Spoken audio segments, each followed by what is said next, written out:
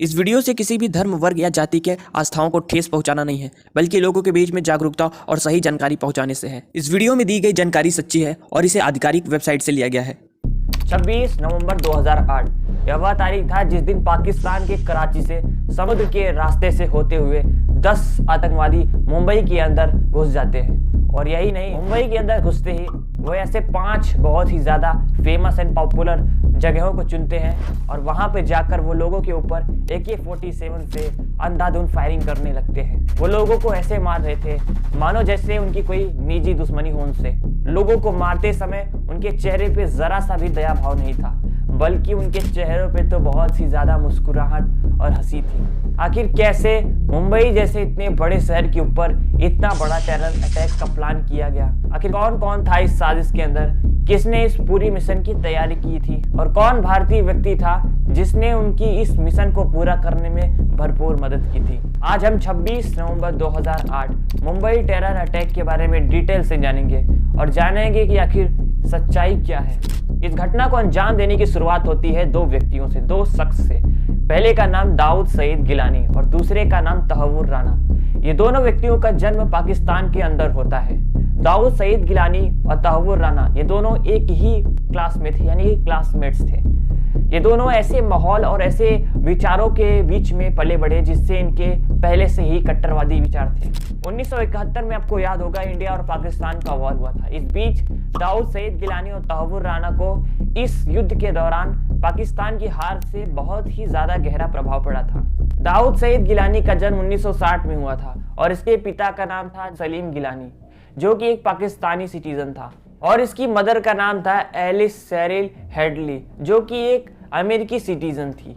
बचपन में ही दाऊद सईद गिलानी की मां ने उसके पिता सईद सलीम गिलानी को छोड़ दिया था, डिवोर्स दे दिया था, और वो अमेरिका आके रहने लगी थी अपने बच्चे के साथ, यानी दाऊद सईद गिलानी को अपने साथ में रखकर। इस समय दाऊद सईद गिलानी अमेरिका के अंदर ड्रग और कोकेन का तस्करी करता था। दाऊद सईद गिलानी के ऊपर अमेरिका के अंदर ड्रग तस्करी करने का ऑलरेडी बहुत सारे केस चल रहे थे और इस केसेस की वजह से बहुत बार जेल भी जा चुका था, लेकिन हर बार वो रिहा हो जाता था। जहां एक तरफ दाऊद सईद गिलानी अमेरिका के अंदर ड्रग की तस्करी करता है, पाकिस्तान से ड्रग ले जाकर अमेरिका के अंदर बेचता है और वो खुद भी ड्रग एडिक्ट था, तो दूसरी तरफ तहव्वुर राना जैसे ही बड़ा होता है वो पाकिस्तानी मिलिट्री के अंदर एक फिजिशियन के रूप में, एक डॉक्टर के रूप में वहां पे ड्यूटी में लग जाता है। और 1997 के बाद तहव्वुर राना और उसकी पत्नी कनाडा में शिफ्ट हो जाते हैं, कनाडा चले जाते हैं और वहां पर एक कैनेडियन सिटीजनशिप ले लेते हैं। तहव्वुर राना कनाडा के अंदर जा करके एक इमिग्रेशन सर्विस एजेंसी भी खोलता है, जिसे हम वीजा कंसल्टेंसी कंपनी भी कहते हैं, और इस कंपनी के द्वारा वो उसकी ब्रांच अलग अलग जगह खोलता है। अमेरिका के अंदर भी इसकी एक ब्रांच खोलता है, वो शिकागो के अंदर। इन सभी के बीच में एक रहस्यमय व्यक्ति का नाम आता है जिसका नाम मेजर इकबाल था। मेजर इकबाल कहा जाता है कि एक ISI अधिकारी था। मेजर इकबाल दाऊद सईद गिलानी के इंटेलिजेंट और उसकी ड्रग तस्करी को देखते हुए बहुत ज्यादा प्रभावित हुआ था और वह दाऊद सईद गिलानी को पाकिस्तान के अंदर लाना चाहता था। मेजर इकबाल ने तहव्वुर राना को कहा कि अगर तुम दाऊद सईद गिलानी को पाकिस्तान में लाने की मदद करोगे तो हम तुम्हें पाकिस्तान में आने में मदद करेंगे। अक्टूबर 2001 के अंदर दाऊद सईद गिलानी पाकिस्तान के अंदर आता है और वह पाकिस्तान स्थित संगठन लश्कर-ए-तैयबा के सदस्य में जुड़ जाता है। लश्कर-ए-तैयबा से जुड़ने के बाद ही उसे एक इंट्रोडक्टरी ट्रेनिंग भी कराई जाती है 3 महीने की, जिसे हम दावत के नाम से भी जानते हैं। और इसी बीच उसकी मुलाकात होती है लश्कर-ए-तैयबा के चीफ यानी हाफिज मोहम्मद सईद यानी हाफिज सईद से। हाफिज सईद ने दाऊद सईद गिलानी के अंदर कुछ अलग ही देखा, कुछ अलग इंटेलिजेंट देखा, जिसकी वजह से हाफिज सईद ने दाऊद सईद गिलानी को चुना। हाफिज सईद ने दाऊद सईद गिलानी को बताया कि किस तरीके से लश्कर-ए-तैयबा भारत के अंदर संघर्ष कर रही है और जिसके लिए उसे उनकी मदद करनी होगी इन अलग अलग तरीके की मिशंस को पूरा करने में। इसके बाद दाऊद सईद गिलानी अमेरिका वापस आ जाता है और अमेरिका से ही वो बैठ के लश्कर-ए-तैयबा की हर तरीके की मदद करता है, वेपन से रिलेटेड हर तरीके की मदद उन तक पहुंचाता है। 2003 के अंदर दाऊद सईद गिलानी 5 बार पाकिस्तान में विजिट करता है और इसी कारण अमेरिका की पुलिस ने इसके ऊपर बहुत ज़्यादा शक किया था कि आखिर ये इतनी बार पाकिस्तान क्यों जा रहा है। 2003 के अंदर दाऊद सईद गिलानी को एक कहा जाता है कि तुम अमेरिका वापस जाओ और अपने पासपोर्ट से दाऊद सईद गिलानी को हटाकर डेविड कोलेमन हेडली के नाम से कर लो। हेडली उसके मदर का सरनेम था, उसने हेडली अपने मदर के सरनेम से ले लिया। और कहा जाता है अमेरिकी इंटेलिजेंस द्वारा कि दाऊद सईद गिलानी के पासपोर्ट से उसके नाम को चेंज कराने में पाकिस्तान के आईएसआई का बहुत बड़ा हाथ था। जहां एक तरफ ये सारी चीजें घट रही थी तो दूसरी तरफ भारत के अंदर इंडियन मुजाहिदीन, जो कि एक भारत के अंदर ही एक इस्लामिक टेररिस्ट ग्रुप है, और इसी के एक सदस्य का नाम था सईद जिबुद्दीन, और इसे दूसरे नाम से जाना जाता है अबू जुंदल, अबू हामजा। ये भारत के औरंगाबाद के अंदर भारतीय युवाओं को खोज रहा था। ऐसे 10 युवाओं को खोज रहा था जो इस मिशन को पूरा करने में उनकी मदद करेंगे। और यही नहीं, इसने भारतीय युवाओं को खोजने के साथ साथ औरंगाबाद के अंदर RDX और AK-47 भी उपलब्ध कराए थे। और ये कहां से आया था इसके पास, ये आज तक किसी को भी नहीं पता है। 2006 के अंदर औरंगाबाद की पुलिस ने सईद जुबेदीन के ठिकानों का पर्दाफाश कर दिया और वहां से भारी मात्रा में RDX और AK-47 बरामद किए। इसके बाद सईद जुबेदीन पाकिस्तान भाग जाता है और पाकिस्तान के लश्कर-ए तैयबा से जुड़ जाता है। पाकिस्तान के अंदर जाकर के सईद जुबेदीन लश्कर-ए तैयबा के साथ मिलकर 10 पाकिस्तानी युवाओं को खोजता है जो कि इस मिशन के लिए सबसे बेस्ट होंगे और उन्हें ट्रेनिंग देने लगता है। और इसी भी 2006 के अंदर डेविड हेडली को पाकिस्तान के अंदर बुलाया जाता है और उसे इस मिशन के बारे में पूरी जानकारी दी जाती है और उससे कहा जाता है कि तुम तहव्वुर राना की वीजा कंसल्टेंसी कंपनी की एक ब्रांच मुंबई में जाकर खोलो। और इस वीजा कंसल्टेंसी कंपनी को खोलने के लिए मेजर इकबाल ने डेविड हेडली को $25,000 भी दिए। इस ब्रांच को खोलने का सबसे बड़ा मकसद तो यही था कि तुम मुंबई में जाकर ऐसे जगहों को तलाश करो जहां पर हम इस अटैक को अंजाम दे सकते हैं, वहाँ का हमें इंफॉर्मेशन प्रोवाइड करो, वहाँ का जो वीडियो लो, वहाँ का मैपिंग लो,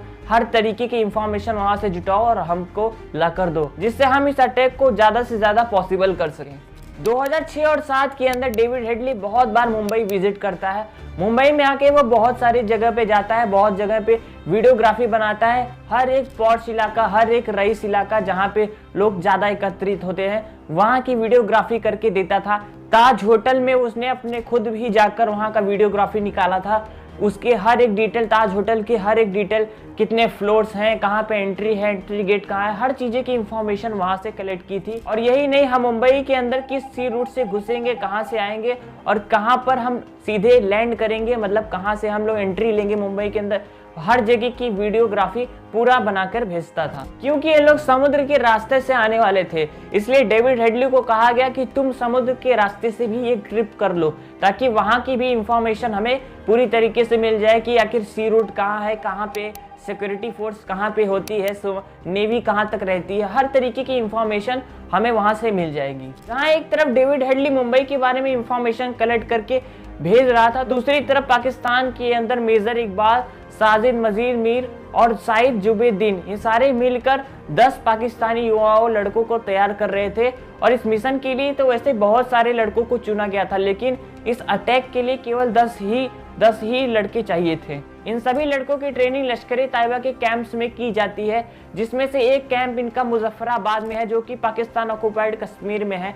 दूसरा एक मुर्द के नाम से भी है जो भी पाकिस्तान का जगह है, वहाँ भी इनकी ट्रेनिंग की जाती है। इनकी ट्रेनिंग 3 फेजेस में की जाती है, जिसमें से पहले 3 फेज में ये सिखाया जाता है कि वेपन्स को कैसे चलाना है, कैसे हैंडल करना है, कैसे आपको जितने भी बुलेट्स हैं लोड करनी है, कैसे अनलोड करना है, इस तरीके की चीज़ें सिखाई जाती है। हैंड ग्रेनेड क्या होता है, कैसे काम करेगा, एक्सप्लोजिव बॉम्ब्स क्या होते हैं, ये सब कैसे काम करेंगे, कैसे आपको हैंडल करना है, इस सब चीज़ों को, ये सारी तरीके की चीज़ें फर्स्ट 3 फेज में सिखाया जाता है। और इसके बाद चौथे फेज में इन्हें इंटेलिजेंस के बारे में समझाया जाता है, इन्हें मैप रीडिंग के बारे में सिखाया जाता है, इन्हें इंटरनेट, साइबर, ये सब चीज़ें कैसे काम करेगी, कैसे आप कर सकते हैं, कैसे आपको सेल फोन यूज़ करना है, सैटेलाइट फ़ोन यूज़ करना है, कैसे आपको टाइम मैनेजमेंट करना है, इस तरीके की जो चीज़ें होंगी वो लास्ट 4th फेज में सिखाई जाती है। सिर्फ इतना ही नहीं, इन्हें स्विमिंग करना भी सिखाया जाता है, ताकि बाई चांस अगर ऐसी सिचुएशन आ जाए जब इन्हें समुद्र पानी में कूदना पड़े तो वहाँ ये आसानी से स्विमिंग कर सकें। और फाइनली 1 साल की ट्रेनिंग के बाद ये 10 पाकिस्तानी लड़के तैयार हो जाते हैं, जिसमें अबू इस्माइल को इसका हेड बनाया जाता है इन 10 का। ट्रेनिंग खत्म होते ही ये अपने मिशन को अंजाम देने के इंतजार करने लगते हैं और सितंबर 2008 में ये इस मिशन के लिए रेडी तो होते हैं, लेकिन उस समय कुछ खुफिया एजेंसी ने ऐसी बात लीक कर दी थी कि कुछ गलत होने जा रहा है। जैसे अमेरिकी एजेंसी ने भारतीय एजेंसियों को आगाह किया था कि शायद कुछ गलत हो रहा है आपके एरिया में, लेकिन उस समय भारतीय एजेंसियों ने इसे नजरअंदाज कर दिया और इस वजह से लश्कर-ए-तैयबा भी सतर्क हो गई थी। इसलिए 2008 में सितंबर में इसने इस मिशन को कैंसिल कर दिया और उस समय मौसम भी खराब चल रहा था, इसलिए ये मिशन रद्द हो गया। और फाइनली नवंबर 2008 में ये लोग इस अटैक को अंजाम देने के बारे में सोचते हैं और 22 नवंबर सुबह 7 बजे कराची में जकीरुल रहमान लखवी, जरार शाह, अबू हमजा और काफा, ये सारे लोग इन 10 पाकिस्तानियों को गले से लगाते हैं। इसके साथ साथ इन 10 को इंडियन सेल फोन्स दी जाती हैं इंडियन सिम्स के साथ में सैटेलाइट फोन दी जाती हैं और जीपीएस भी दी जाती है। इसके साथ साथ इनको ड्राई फ्रूट्स के पैकेट्स भी दी जाती हैं। साथ में सभी को कुछ इंडियन करेंसीज भी दी जाती हैं ताकि वहां पर जाकर टैक्सीज वगैरह कर सकें। और इसके बाद इन 10 को गले लगाकर एक छोटे से शिप से भेज दिया जाता है। 10 के नाम आपके स्क्रीन पे है। साथ में इन्हें जिन जिन जगह पे अटैक करना था उनकी सारी मैप डिटेल्स इनके पास थी, जिनमें से इन्होंने 5 मेन जगह को चुना था, जिसमें से सबसे पहला सीएसटी रेलवे स्टेशन था, सेकंड ताजमहल होटल था, तीसरा ओबरॉय होटल था, इसके साथ साथ चौथे नंबर पे लियोपोल्ड कैफे था, 5वें नंबर पे नरीमन हाउस। तो ये सारे ऐसे जगह थे जहाँ पे इन्हें अटैक करने थे। जैसे ही अपने नाव से बीच समुद्र में पहुंचते हैं, इन्हें एक इंडियन शिप दिखता है, एक भारतीय मछली पकड़ने वाली शिप दिखती है जिसका नाम कुबेर था। और ये लोग इन्हें हाथ दिखाकर ये बोले कि हमारे इंजन का बेल्ट टूट गया है, हमारी मदद करो। और वो मछली पकड़ने वाले जैसे इनकी मदद करने के लिए इनके पास आते हैं, ये लोग उनके शिप पे चढ़ जाते हैं और उन्हें गोली मार देते हैं। और इस शिप का जो कैप्टन था उसे मुंबई जाने के लिए जबरदस्ती बोलते हैं। अब वो इस्माइल अपने जीपीएस के जरिए ट्रैक कर रहा था कि अभी मुंबई कितनी दूर पे है, कि तभी मुंबई की ऊंची ऊंची बिल्डिंगें दिखने लगी और ये कैप्टन से बोलता है कि अब बोट को बंद कर दो। और इसके बाद सभी लोग अपने अपने पास से इन्फ्लेटेबल बोट्स निकालते हैं और समुद्र के अंदर फेंक देते हैं और उस पर सवार हो जाते हैं और अपने अपने इन्फ्लेटेबल बोट से मुंबई की तरफ बढ़ने लगते हैं। जैसे मुंबई करीब आता है, इनमें से 8 लोग अपने इन्फ्लेटेबल बोट को छोड़ देते हैं और मुंबई के कोलाबा में उतर जाते हैं। ये लोग ऐसे एरिया में उतरते हैं जहाँ पे फिशरमैन यानी मछुआरे होते हैं, मछली पकड़ने वाले। और ये लोग जानबूझ के ही इस इलाके को चुने थे क्योंकि यहाँ पे जानते थे कि यहाँ पे कोई बहुत ज़्यादा एजुकेटेड पढ़ा लिखा नहीं होगा और यहाँ पे हम पे कोई डाउट भी नहीं करेगा अगर हम यहाँ से आएंगे। अगर किसी पॉश इलाके में उतरते तो ज़रूर कोई ना कोई नोटिस कर लेता इन्हें। लेकिन 2 आतंकी अपने इन्फ्लेटेबल बोट पे बैठे रह जाते हैं क्योंकि उन्हें और आगे जाना था, क्योंकि उन्हें ओबरॉय होटल पे हमला करना था, इसलिए वो थोड़े और आगे था, किनारा उसका जो था वो थोड़े से आगे पे था, इसलिए वो लोग आगे जाकर वहां पे उतरे। जैसे ही ये 8 आतंकी मछुआरों की इस बस्ती एरिया से निकलते हैं, वहां के कुछ लोग इन्हें देखते हैं और उन्हें इनके ऊपर बहुत आश्चर्य होता है, डाउट होता है और वो लोग वहां के लोकल पुलिस को इन्फॉर्म भी करते हैं, लेकिन कोई भी रिस्पॉन्स नहीं आता।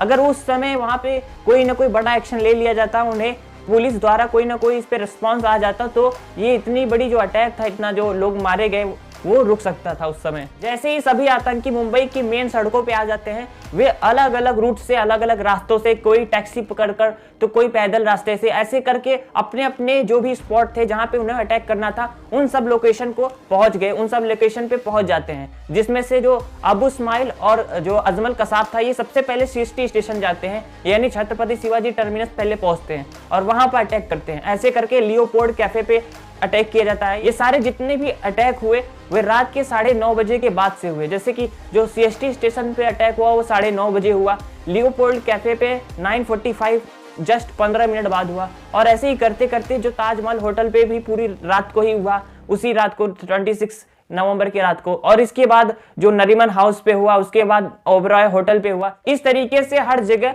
बारी बारी से हमला हुआ। अगर हम इनके वेपन्स की बात करें तो इनके पास AK-47 से लेते हुए हैंड ग्रेनाइड, एक्सप्लोजिव के लिए RDX, टाइम बॉम्ब, इस तरीके से तमाम बड़े बड़े हथियार मौजूद थे और इसका एक ही मकसद था कि ज्यादा से ज्यादा लोगों को मारा जाए। और एक बात इनके आकाओं ने कही थी, इनके जो हेड होते हैं ना, ये लोग उनको आका कहते हैं। तो ये जो इनके आका थे, ये लोग बोल के रखे थे इनको कि तुम जाना और वहां पे किसी के ऊपर रहम करने की जरूरत नहीं है, बच्चे, बूढ़े, औरत, कोई भी हो, किसी भी धर्म का हो, सबको मारो बिना कहे। और अगर अमेरिकी दिखे, जो अगर अंग्रेज दिखे ना, तो उनको और ज्यादा मारो, क्योंकि लियोपोल्ड कैफे में ज्यादातर अमेरिकी आते थे और ताजमहल होटल में भी बहुत सारे टूरिस्ट आते थे। तो उनका एक ही मकसद था कि ज्यादा से ज्यादा इसमें अमेरिकी भी मारे जाएं। शुरुआत में तो पुलिस वालों को भी लगा था कि ये कोई गैंग वार हो रहा है, लेकिन जैसे जैसे उनके इरादे समझ में आते गए उनको ये साफ हो गया कि ये एक टेररिस्ट ही है और ये एक टेरर अटैक ही है। इन सभी आतंकवादियों को काबू करने के लिए Mumbai police, NSG, commando, Indian army जैसे तमाम तरीके के जवान शामिल थे।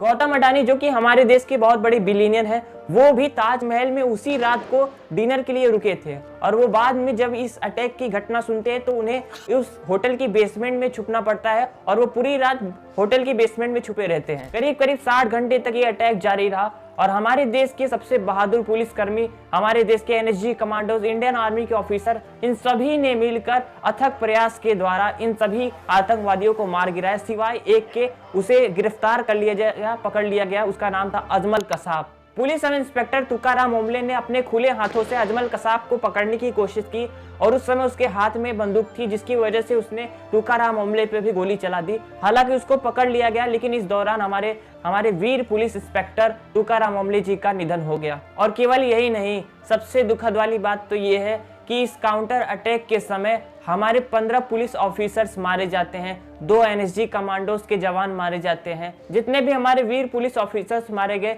उन सब का नाम आपकी स्क्रीन पे है, ध्यान से याद कर लीजिएगा। ये लोग बहुत महान इंसान हैं।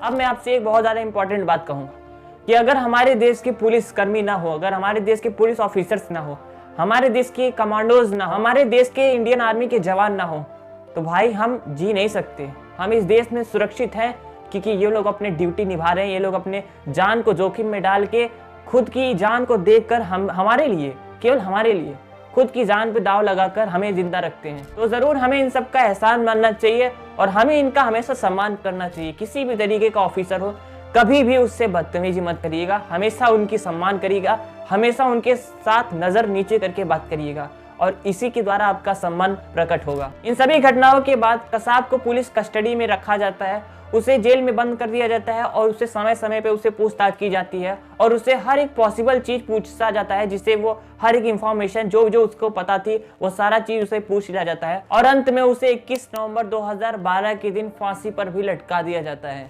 खैर, किसी को फांसी देना अच्छा नहीं लगता, लेकिन इस तरीके की हैवानियत, इस तरीके का नीच काम करने वाले को ऐसी ही सजा मिलनी चाहिए। आखिर क्या लगता है आपको, इस तरीके की इंसानियत में नीचता करने वाले लोगों को क्या सजा होनी चाहिए? इस पूरे अटैक में 166 लोगों की हत्या हो जाती है और 300 से भी ज्यादा लोग गंभीर रूप से घायल हो जाते हैं। आखिर इस तरीके की दरिंदगी और हैवानियत करके ये लोग क्या साबित करना चाहते हैं और क्या इनका मकसद है, ये लोग क्या पाना चाहते हैं? जरूर जिसको पता हो कमेंट बॉक्स में लिखिएगा। और इन लोगों द्वारा ये ऐसी एक घटना नहीं है, ऐसे कितनी ही सैकड़ों हजारों घटनाएं हैं जो मैं आपको गिनाता रहूंगा, समय कम पड़ जाएंगे। बहुत सारे ऐसे घटनाएं हैं और अगला जो किस अटैक पे आपको चाहिए, किस स्टडी चाहिए, जरूर नीचे कमेंट बॉक्स में लिखिएगा। इस वीडियो को ज्यादा से ज्यादा लाइक करें ताकि सबके पास ये वीडियो जरूर पहुंचे। इस वीडियो को ज्यादा से ज्यादा शेयर करिए ताकि हर लोगों तक ये इंफॉर्मेशन पहुंचे और लोगों को पता चले कि आखिर हर चीज की सच्चाई क्या होती है, किसी भी चीज के पीछे की रहस्य क्या होती है। साथ में अगर आपने अभी तक मेरे चैनल को सब्सक्राइब नहीं किया तो ऐसे वीडियोस के लिए जरूर चैनल को सब्सक्राइब कर लीजिए। मैं मिलता हूँ नेक्स्ट वीडियो में, तब तक के लिए जय हिंद।